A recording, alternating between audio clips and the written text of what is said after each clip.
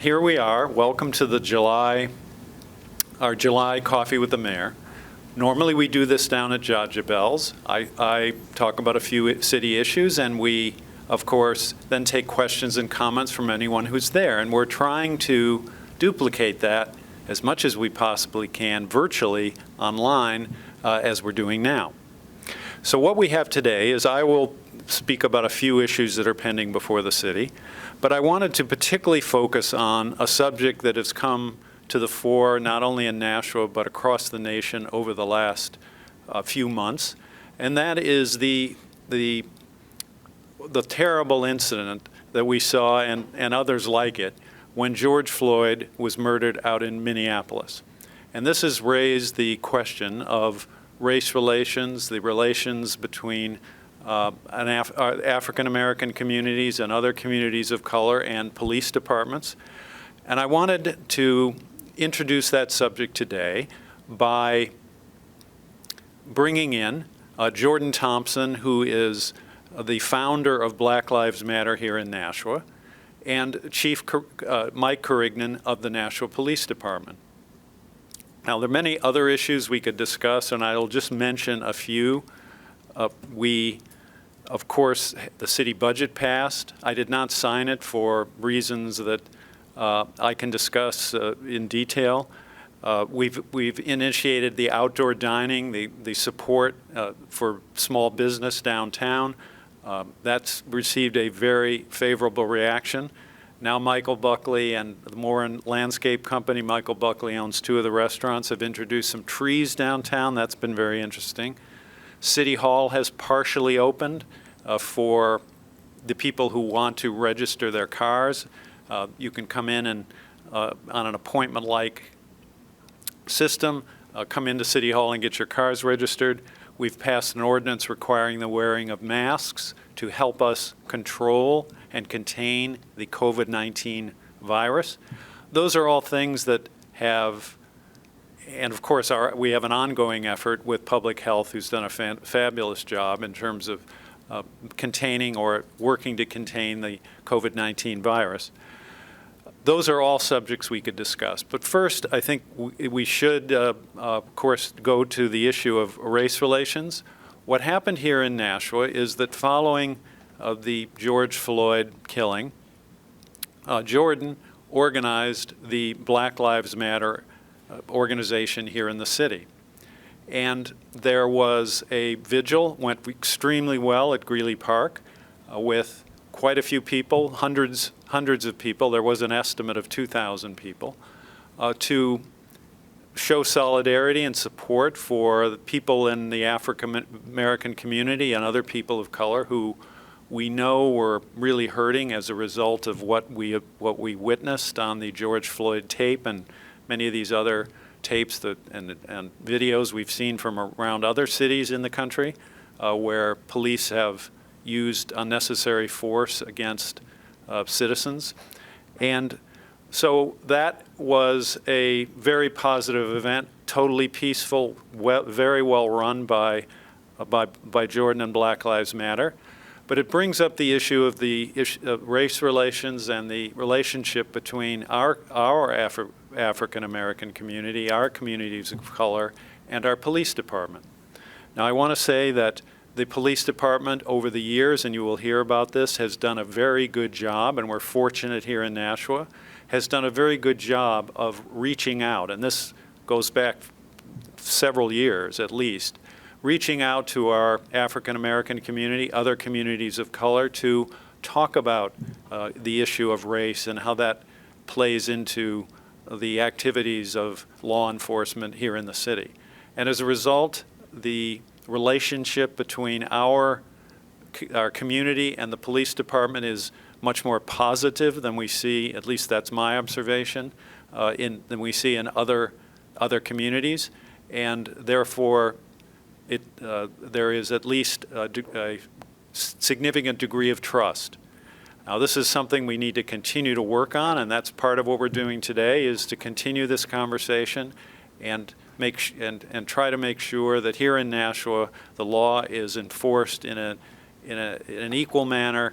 There's no distinction on race, color, or any other reason, everybody is treated equally and the same with respect to the activities of our police department. One more thing before I ask for to get the perspective of Jordan and the chief. We did have an unfortunate incident along these lines down in the Nashua's downtown a few days ago, which you probably saw on the internet. I think it was last Friday. A former radio host by the name of Diana Ploss went on a rant against the Moran's landscape workers who were putting these beautiful trees up on Main Street, and went a rant against the Hispanic employees, a racist rant. She was terminated, and then she put this thing on the internet. One member of the public stood up and asked, why are you giving these people such a hard time? Diana Ploss put this up on the internet, and I was very proud of the way the Nashua community reacted, because Nashua is an inclusive community, a community where we believe that everyone belongs, that we value every resident, every citizen of the city, and this was totally out of character. The Diana Ploss rant, out of character with the city, with our residents, and with, I think, the spirit of our community. So WSMN, the radio station, quickly terminated their relationship with her. She'd been paying to be a host for a radio hour. So that, of course, is an issue that has come up recently as well. In any event, I think I've talked for long enough. I would like now to turn it over, and you can hear directly from Jordan and then the chief regarding their perspectives. If you have questions or comments concerning the police department or Black Lives Matter, race relations in Nashua, or any related questions, please put them up on the chat box. We will attempt to get to those questions first. There are other questions as well, but I wanted to make sure that we fully explore, to as long as you're interested, the issue that I've raised here at the beginning. So I will introduce you to Jordan Thompson, who again is the founder of Black Lives Matter, to hear his perspective on the subject of race relations and the relations with the police department here in Nashua. Thank you, Mayor. Hello, everyone. My name is Jordan Thompson. I'm the director and founder at Black Lives Matter Nashua. First off, I want to thank the mayor for having me today, as well as the chief for being here with us. It's a really great opportunity to sit in this room and have this conversation with both of these people that I've been able to work with over the past few years. I would say, first, I'd like to address, of course, what feels like that elephant in the room about the situation that occurred this past week or weekend regarding Diana Ploss. Coming across that video and then seeing it amplified and getting national coverage, I think felt embarrassing for the city. It felt embarrassing for someone who has been trying to do the work of racial justice in the city of Nashua. And then to see that there are still these attitudes, that there are still these people who have these views, it was difficult, but I was not surprised. I think as much as we attempt to be inclusive, as much as we attempt to be a welcoming community, there are still many people with those oppressive attitudes and values here in the city of Nashua and in the state of New Hampshire. Of course, in Diana's case, she's not from New Hampshire, but I think it would be a mistake for us to just assume that this was an isolated occurrence of intolerance or hate or xenophobia, especially since the election of the man in the White House. We've seen a huge surge in hate crimes. We've seen a huge surge in instances of violence against people of color on the basis of their identity. And New Hampshire is not unique. New Hampshire is not innocent. So we have to be very honest about that reality. We have to be very honest about the fact that when we were organizing the Black Lives Matter Vigil, we had people who were calling us terrorists and Marxists and coming to us with very disturbing things and comments because we were simply stating the reality that Black Lives Matter. And there are people that would like to create this narrative that because New Hampshire is overwhelmingly white, we don't have a problem with racism because we have a relatively small minority population, and that couldn't be farther from the truth. Now, we've done a lot of great work here in Nashua to address these issues, particularly with the police department, with the Nashua Community Conversation on Race and Justice. But there's a long way to go. There's a lot more work to be done. And I think this incident over the weekend is a very good indication of that. It highlights that reality very well, that we have a long way to go, and the work is just being started. We have to continue to have these conversations, but also acknowledge that racism is entrenched in every system, and everything that we hold dear as Americans is everything that we interact with on a day-to-day basis. It's not just law enforcement, it's not just the police department, it's our schools, it's the education system, it's our day-to-day interactions, it's the healthcare industry, it's our disparities with black and brown people in healthcare, period. So I think this is an issue that we cannot talk about for just 1 month. We cannot wait until we see another black or brown person with a police officer's knee on their neck for 8.5 minutes to stand up and speak out. And Black Lives Matter Nashua was founded and launched in the wake of the murders of Ahmaud Arbery, Breonna Taylor, and George Floyd. But we continue to do work to this day. We are hosting and co-hosting weekly events, having these conversations, and continuing to bring the issue of racial justice to the forefront, continuing to keep it there. And to be quite honest with you, I was a part of Black Lives Matter in 2015 and 2016, and I saw how the narrative was hijacked from us, was taken away from us because of incidents that didn't have anything to do with us. And the public decided that they no longer cared about the issue. We would continue to organize in our communities, but the media would no longer cover it. The elected officials decided to move on to something else, other pressing matters that were at hand. And this time it's different because young people are at the forefront of the movement. Young people are continuing to hold elected officials accountable, whether you're a Democrat or Republican or somewhere in between. We will continue to speak up and speak out and have our voices heard. And there will be those people who attempt to silence us on a day-to-day basis, but we are here in a cause that is just, for a cause that is just.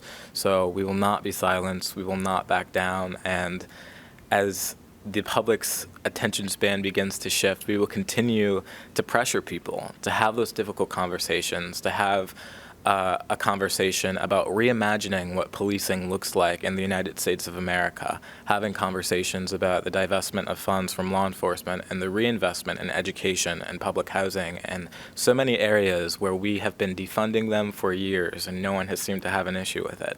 There are so many instances in which we can come together as a country and really reimagine the role of law enforcement and really reimagine what safety looks like in our communities. All right, thank you, Jordan. And now, of course, I don't know if we're getting comments and questions, but before we take any related to the subject of race here in the city, we wanted, of course, to hear from Chief Carignan. As I already said, the police department has done, under the chief's leadership and Chief Andy Lavoie before him, a very aggressive effort of reaching out to our African-American community and others. So I'd like to hear from the chief, get his perspective. Thank you, Mr. Mayor. Thank you, Jordan, for being willing to be a part of this conversation. You and I have had many conversations, and I feel the relationship pretty confidently that we can have them more so than most. I respect the fact that there's acknowledgement from both of you of the efforts made over the past 5 years to develop and improve those relationships. I think the National Police Department is, how I'll describe it, is we're far ahead of most agencies. However, we haven't crossed the finish line, or we're not even close. You know, the analogy, this is a marathon, not a sprint. There's a lot of work to do to build relationships, to build understanding from each other's perspective, and that can only be done through continuing to build relationships, being willing to sit down and talk, being willing to look at your own agency and understand where the biases are and where the flaws are. But also it's important to be able to have the other side understand your perspective and understand what it's like to be a police officer, what it's like to be a part of this this profession and what those responsibilities are. I think Jordan and I have had many conversations about race relations in the police, and we haven't always agreed. We haven't seen eye to eye, but we definitely mutually respect each other, and I think that's the key to it. There's never going to be a complete understanding of each other or agreement of each other, but the fact that we're each willing to listen and say, okay, that makes sense to me. Let's find a responsible answer to some of these issues. I respect the work that Black Lives Matter, New Hampshire and Nashua are doing. I think it's phenomenal. I think the willingness to reach out and listen is there. I feel comfortable that we can have a conversation and understand what needs to be done. I also think that it's important for people to understand that some of these topics and some of the solutions that are being presented, I think, are being presented in a way that's a little too quick and it's a little too not well thought out. Meaning, some of the talk about defunding, and I'm not saying anything specific that Black Lives Nashua has presented now. I'm talking the general conversations about defunding police. People need to understand that the police are responsible for dealing with all of these systemic racist or entities, whether it be the education, the medical system, the mental health system. The police are the ones that get called to handle all of the outcomes and the results of those institutions that, for whatever reasons, have their own biases and their own inequities. So to come up with an immediate solution to defund and to walk away from the police, I think is dangerous for everybody. It's a disservice to the immediate population right now. I think the focus should be on accreditation, education, and policies. We have been accredited since 1991. We adhere to the best practice standards nationally for law enforcement, and we make that part of our department's culture. And I think that's critical, and I think everyone would agree that many of the topics that a lot of law enforcement agencies don't have, we have here, and that has allowed some of these conversations to happen. Again, we're not perfect. There are certainly issues that we need to improve on, educate on, and that's something that has to come from the top down as far as being willing to make sure all of our officers are able to take part in those conversations and learn from this process. But we also have a responsibility to protect everybody. So I think the constructive part comes in sitting down, talking, listening to each other, building that trust, and then moving forward together in a way that's constructive for everybody. So. All right, well, thank you, Chief. Now, this is our third virtual coffee with the mayor, and we're trying to improve our presentation every time. The microphone, for example, the microphone wasn't on when I began to speak. We won't make that mistake again. Now, Carrie Miller is here and and the three of us here cannot see the feed, the chat box. So are there comments and questions related to the subject of race relations or the police department or Black Lives Matter? Yes, there are. Sorry, I don't have a mic, so I don't know if everyone can hear me, but there is one related question and one that maybe could be.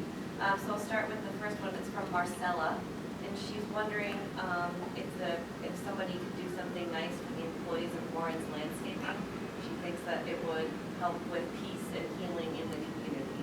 Maybe some sort of, she suggests a dinner event. Now, could that be heard? Could she be heard over the? You could say it again.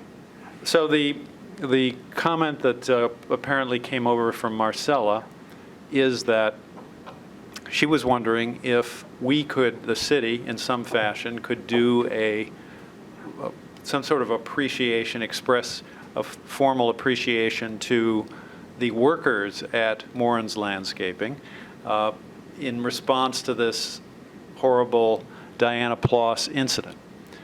That's a good idea. I've seen the Moran's Landscape people putting these trees up. Now, for those who haven't seen it, what happened is that the city, and I think that the city did a very good job with this, as outdoor dining was authorized pursuant to the governor's emergency orders, because our small business community had taken a huge hit downtown, we expanded outdoor dining into the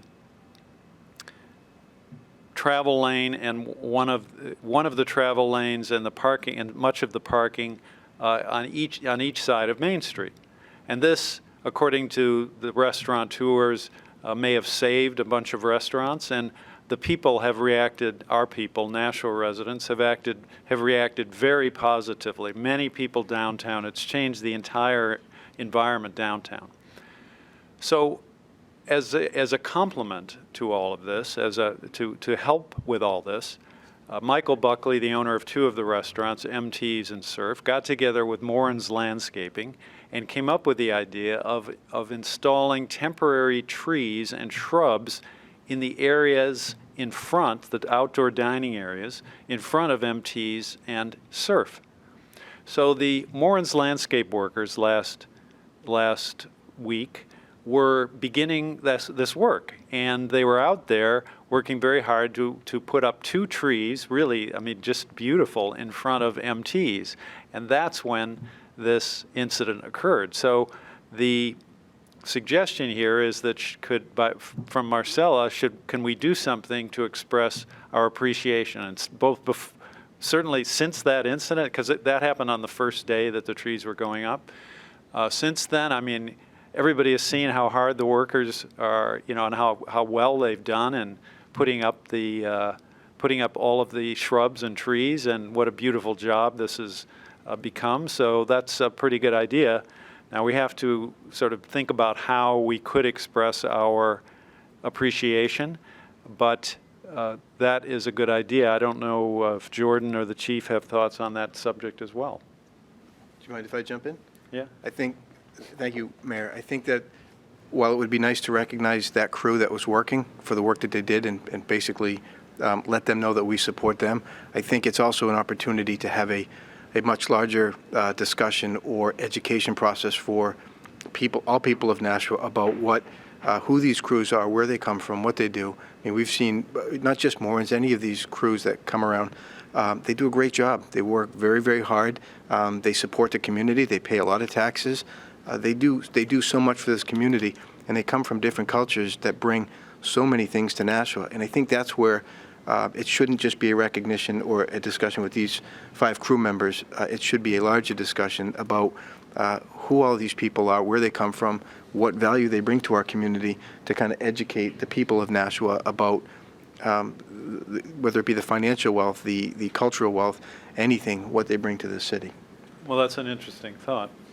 Yeah, I agree. I would say that it's also a really good opportunity for folks to come to one of our Nashua Community Conversation on Race and Justice meetings and to have the larger conversation about these instances of racism and xenophobia in Nashua and the state of New Hampshire. I think while it's commendable that the radio station acted so swiftly after this incident happened, they initially gave her a platform to spew that bigotry in the first place. She has had a very well-documented history of doing this kind of thing and initiating. She is a provocateur in every sense of the term. So I think we have to be very honest about the platforms that we are giving people like Diana Plaus, and we have to make sure that we are being very clear about the values that we hold dear, and also just having the larger conversation about how that form of racism and xenophobia, and I can't tell you how many times that I've heard those same words uttered, that, I don't personally speak Spanish, but my Hispanic or Latino friends, that, they shouldn't speak Spanish because this is America. I don't know if she's noticed, but there's French on the Welcome to New Hampshire sign. So there's no official language in the United States of America. That's sort of the point of America. So I think we need to have the larger discussion about the ignorance and the hatred and the xenophobia that breeds someone like Diana Plaus. Now, I'd never even heard of Diana Plaus before last Friday, but Jordan raises a good point there. When Nashua has changed in its makeup, its ethnic makeup over the years, and of course, in the old days, French was the French Canadian population was a huge part of the percentage of the community. Now, certainly our French Canadian roots, which we value very much, are still there. But as the community has grown and as people have as the generations have gone on, the French culture is a little less obvious than it used to be. But when I started in city government as an alderman many years ago, decades ago, there were numerous people in Nashua who spoke only French. So you might go door to door, you might talk to someone on the phone, and it would be someone who didn't speak English. They spoke French. No problem. I mean, everybody accepted that. There was actually on WSMN, now that Jordan's reminding me, there was a French language program that was run in, I think, like a Saturday morning. And, you know, everybody was happy with it. And no one said that those people, the French-Canadian people who were still very speaking French actively and speaking French at home and wherever else, no one said that they weren't good Americans or that they didn't belong because they spoke French. Everybody accepted it. Right. And so your point is valid, certainly, that now less people speak French in that way, but some people speak Spanish. Now, going back to our French, we of course value our French roots as well. We have Club Richelieu and other organizations in the city that celebrate the French culture and heritage. We have an annual event where sometimes people come down from Canada to celebrate that as well. So Jordan makes a good point.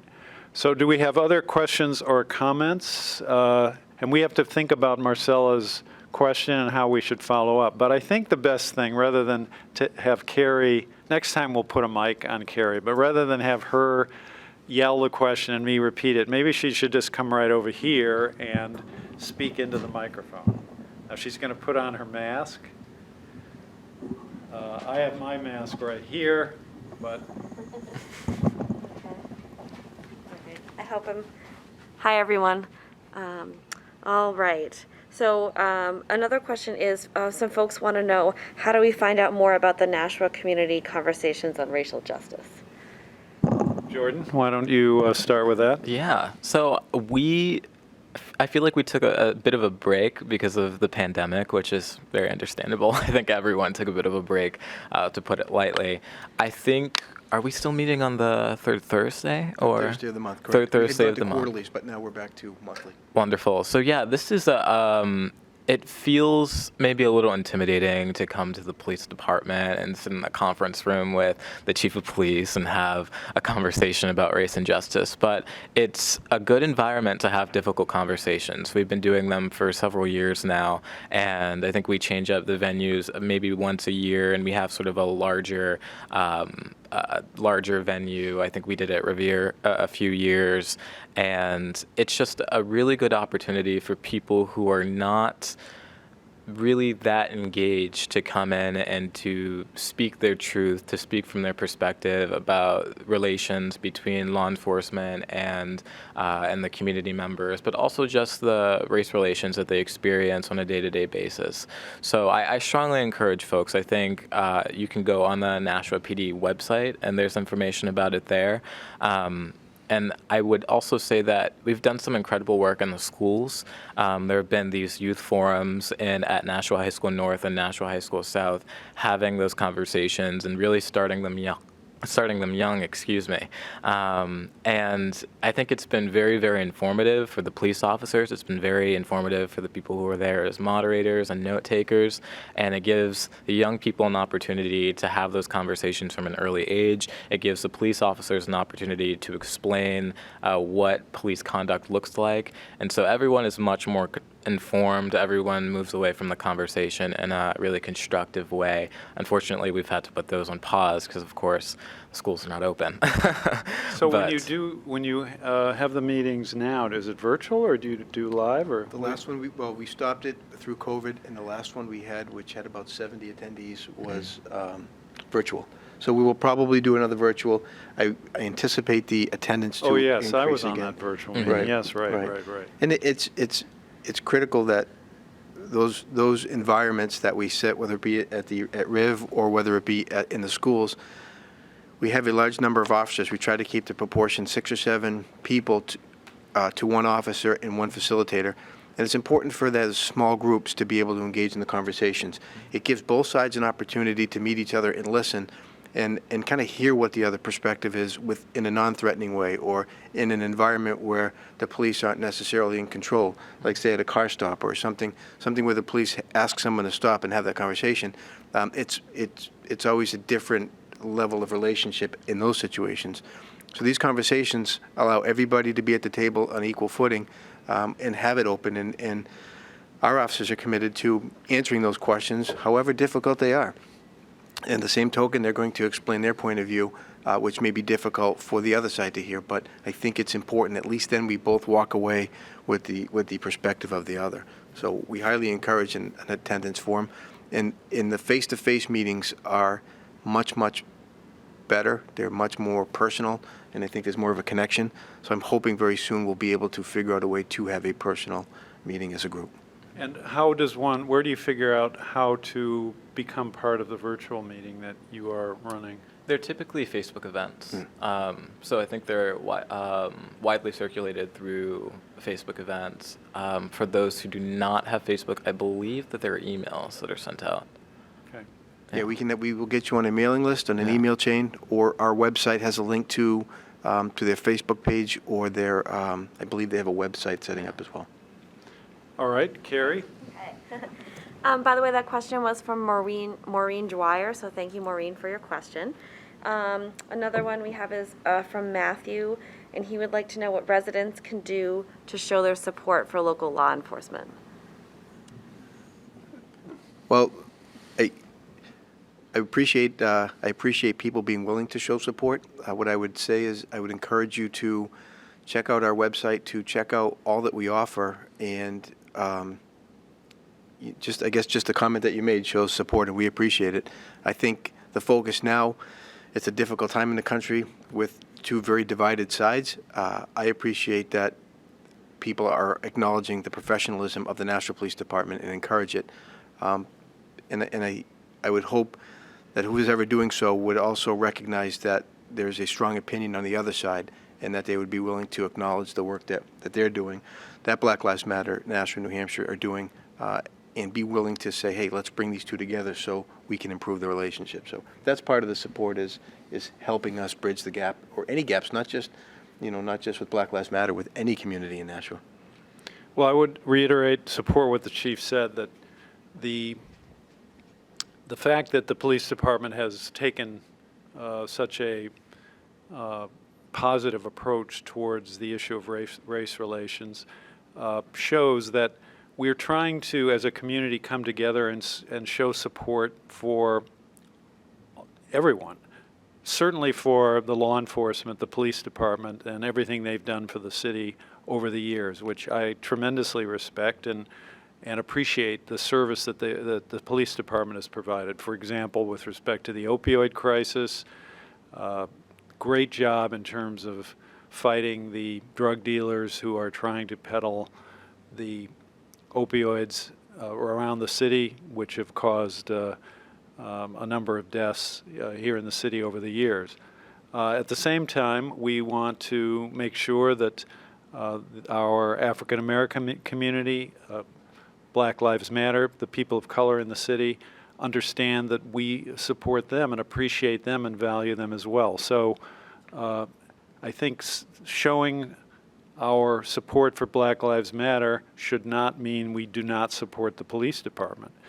We support both, and they both have valid points of view, and we're trying to bring those, and we support bringing those people, everybody together, as Jordan and the chief have already discussed, has been done for years, to make sure that the relationships are strong, that the police department understands how to behave, and so we never face an incident like we've seen with George Floyd and some of the others around the country. And that's the goal we're working for. So, Carrie, do we have other questions related to our main topic here?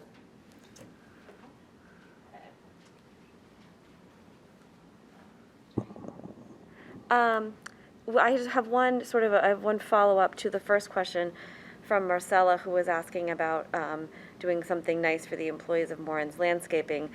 And they have been in contact with Soul Sisters, and apparently they're going to be making some meals for some of the folks that work for the landscaping company to show their, appreciation and that kind of thing. So that's very nice. I have another question that maybe could be related to this. I don't know if I'm speaking into this enough.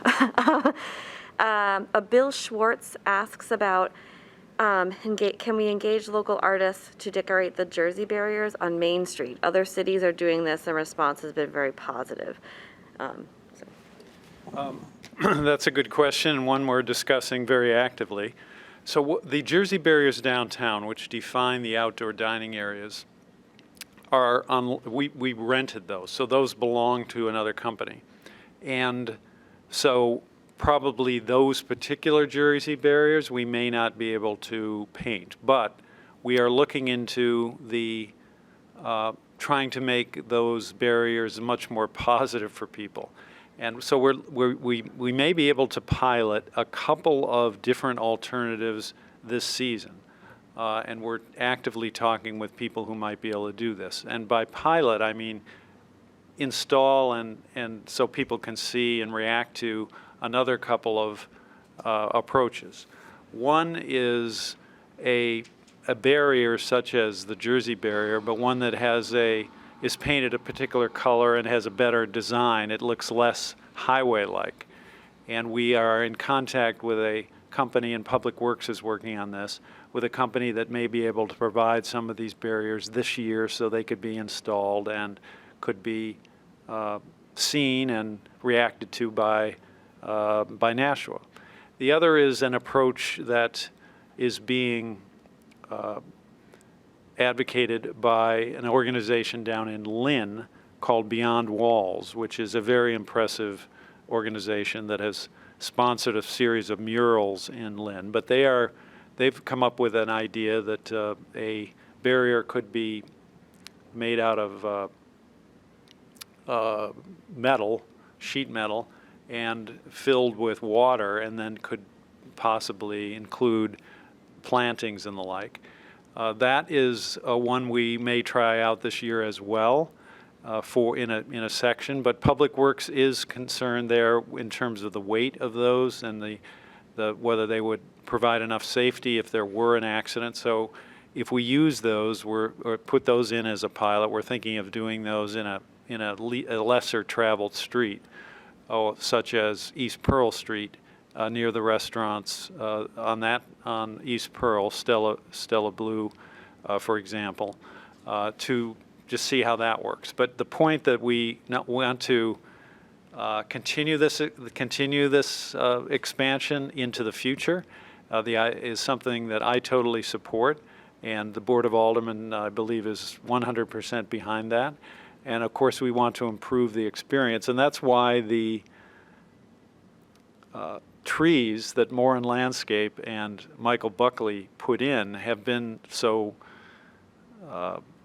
inspiring, because they have shown what within these outdoor dining spaces the effect of landscaping trees could be. Now, we're still investigating the details, costs, etc., but I really appreciate that Michael Buckley and Moran's Landscaping and the crew that did the work, that they have introduced this idea that certainly is one that we need to think about and, if we can, apply in the future. Now, I don't know if either of our other guests here have thoughts about the barriers, but... Well, from a police perspective, obviously the priority is for public safety, the safety of the diners and the folks walking. I think it's a fantastic idea to, if it's going to be a long-term possibility to expand business downtown, I think it's a fantastic idea to decorate them differently and get away from that highway look. There are options out there. Nashua has Positive Street Art, which is probably a group that could also offer a lot of input, and a lot of them, they've decorated all the walls downtown. So there's people out there that would help make it pretty cool, in interesting ways. It could be cultural differences, historical Nashua. There's a lot of opportunities there. So one thing maybe we could consider is the barriers that we might pilot, and that's sort of why we want to introduce them so people can see them and react to them now rather than talk about it in the abstract. But the barriers are different in a couple of respects. They are shaped differently, so they look more like a garden. They look more, I don't want to say they look like a garden wall exactly, but they look more like a garden wall than a highway barrier in terms of their shape and design. And number two, they have a color.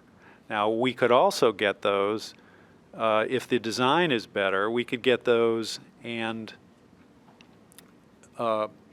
with a blank slate, a neutral color, so that they could be decorated by artists, which would introduce two things. One, a better design in terms of just the look of the design, as well as the decoration of the barrier. So that's a good idea that another alternative that we need to consider. But what we'd like to do is put these in and let you, people who are downtown and residents of the city, react and give us your sense of what you think is the best.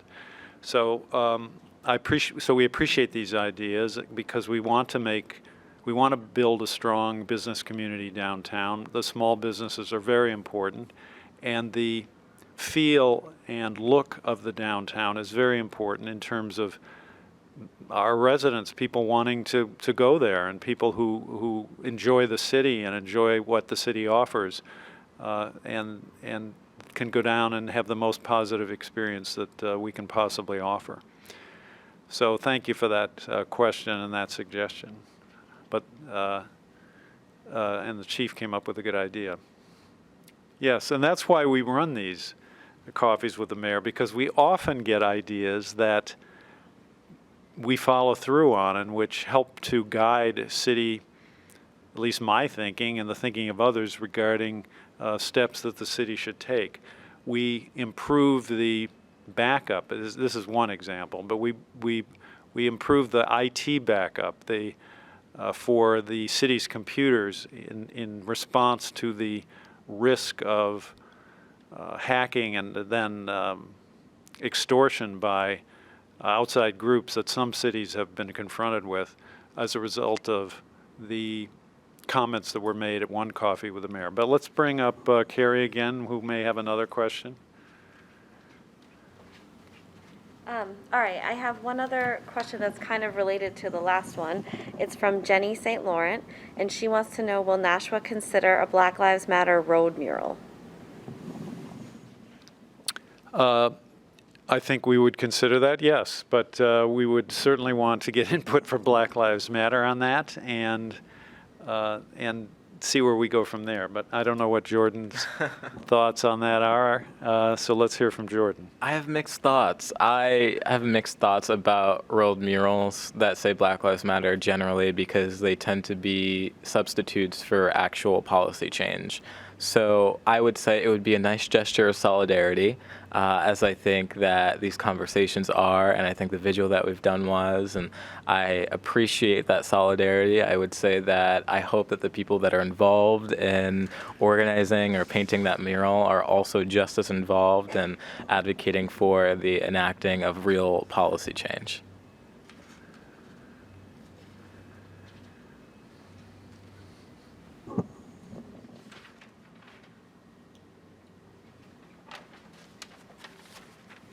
In response to that question, someone's asking about possibly renaming a street. I think that's possible. Certainly, those are all things we want to consider. Now, we renamed a street out here by the police department, and the chief can tell you about that. Yeah, about a year ago, we renamed the street out. And there's only one building. This used to be Panther Drive. There's only one address, one building on the street. So one of our sergeants brought up an idea to name the street in honor of one of the fallen 4 police officers who died in the line of duty in Nashua. So we chose to rename it after Officer James Roach, who was our first officer that was killed in the line of duty. Now, maybe we should turn to a few of the questions that were submitted by email before the event.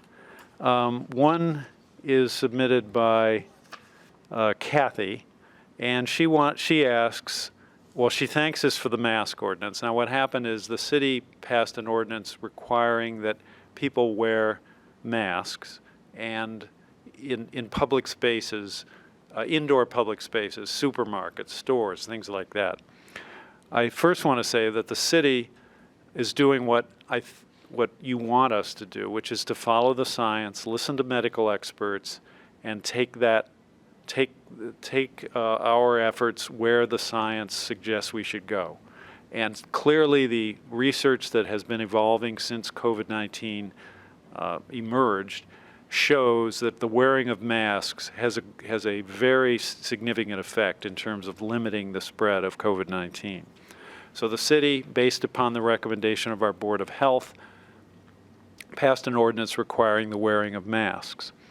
Now, the question is, will 10-year-olds and over need to wear masks to school under the ordinance? Well, under the ordinance, it applies to kids over 10. Kids under 10, it doesn't apply. Certainly, we want, if the school department is considering how to conduct education in the fall, and 3 alternatives were being considered. But it's still an active discussion, and no definite decision has been made. There was a discussion at the Board of Education meeting on Monday night, and there are 3 basic approaches being discussed. First, full opening. Number 2,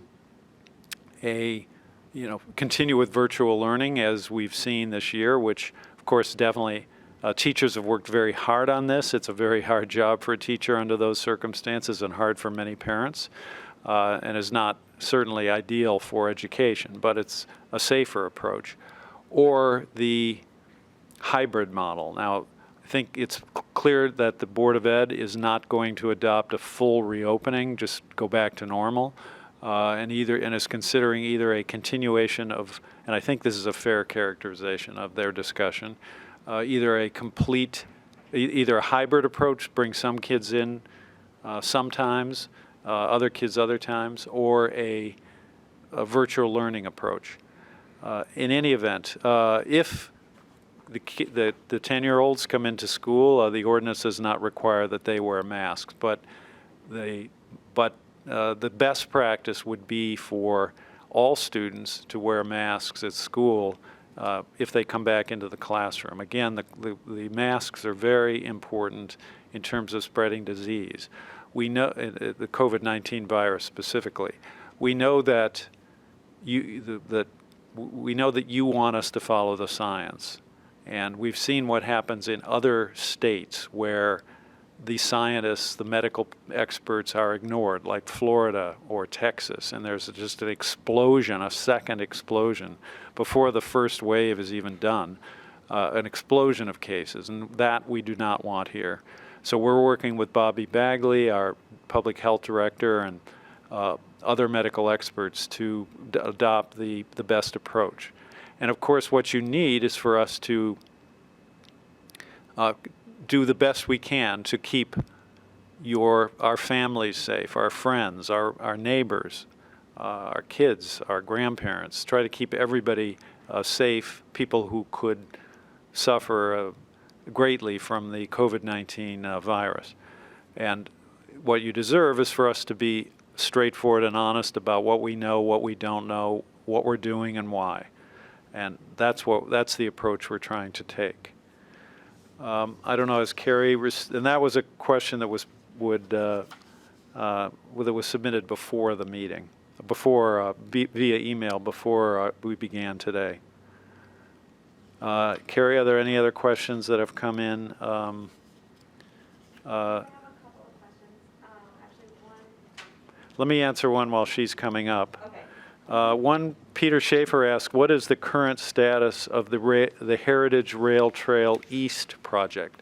So the rail trail now runs from City Hall West, across Pine Street, and out to Simon Street, of a former rail line that the city owns, and has been turned into a pedestrian bike trail. We now have a grant to extend that rail trail east from City Hall, Main Street, to Temple Street, where the Henry Hangar building is. That is an extension of about 7/10 of a mile. We have a grant. There's a local match required, but we have to wait for the money to come through. We're hoping to begin to design the project this fall. The first thing that has to be done is the whole line has to be surveyed.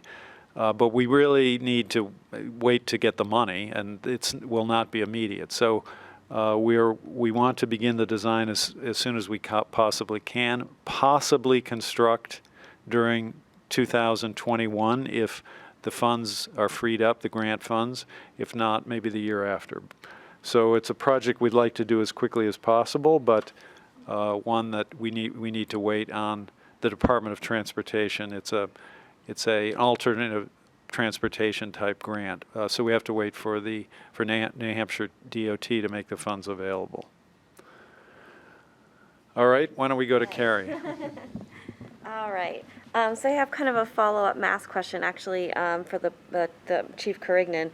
Alicia Houston wants to know, how is the NPD able to enforce the mask ordinance without potentially restricting constitutional rights? That's a great question.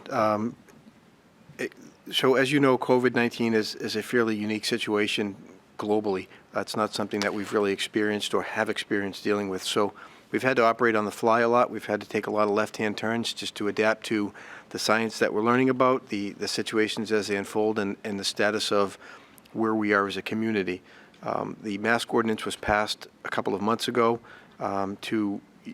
at the time to kind of handle what we knew best. Businesses were still fairly closed. So the language came out quickly with the attempt from the city to try to prevent the spread of it. We are in the process now of tweaking that ordinance to reflect the changing situation with the businesses being open, with the gyms being open.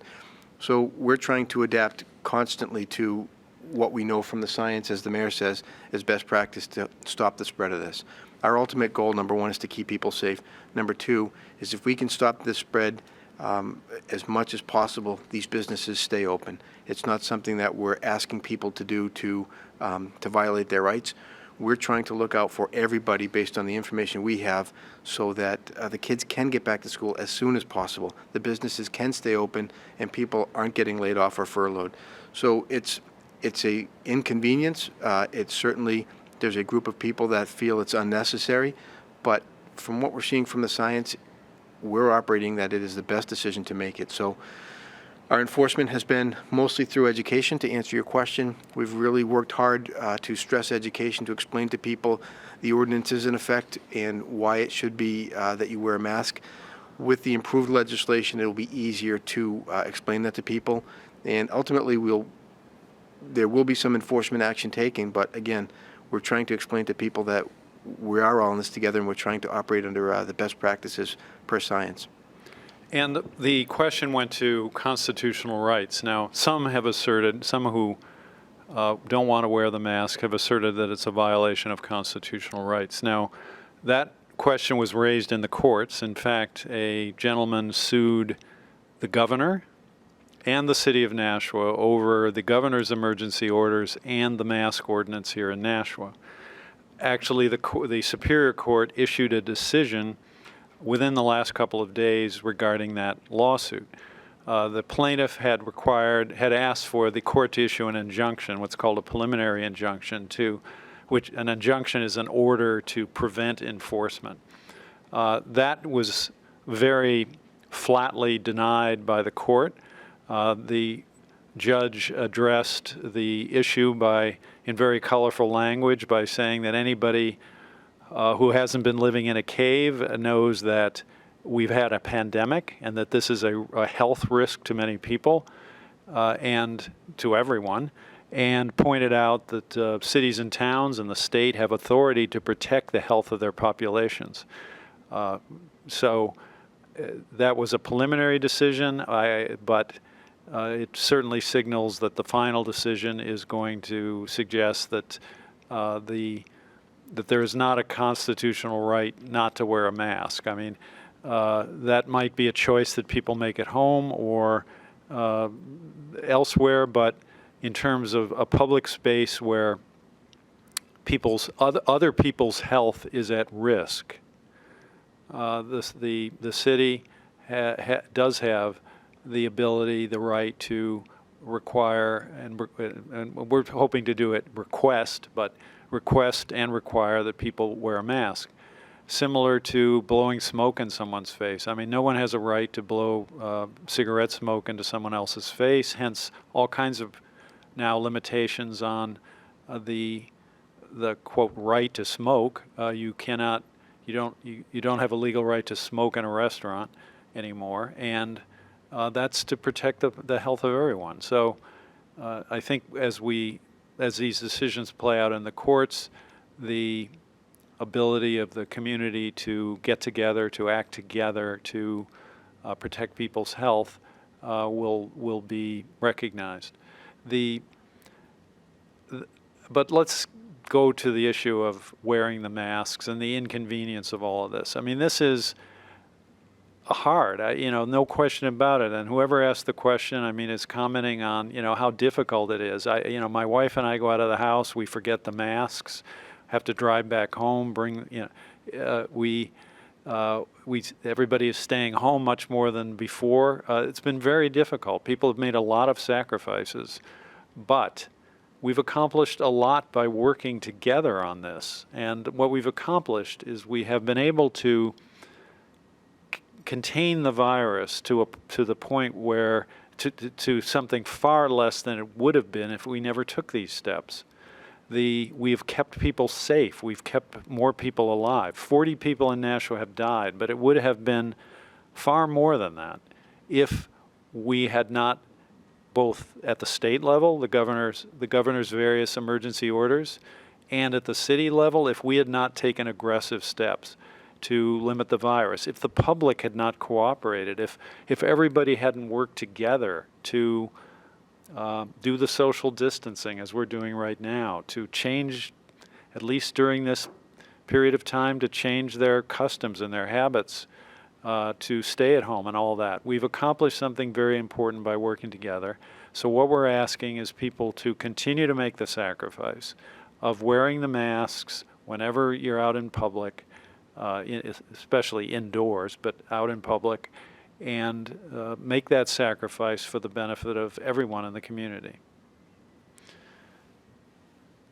Now, I see that it is 9:30. We always end this after 1 hour because we want you to come back.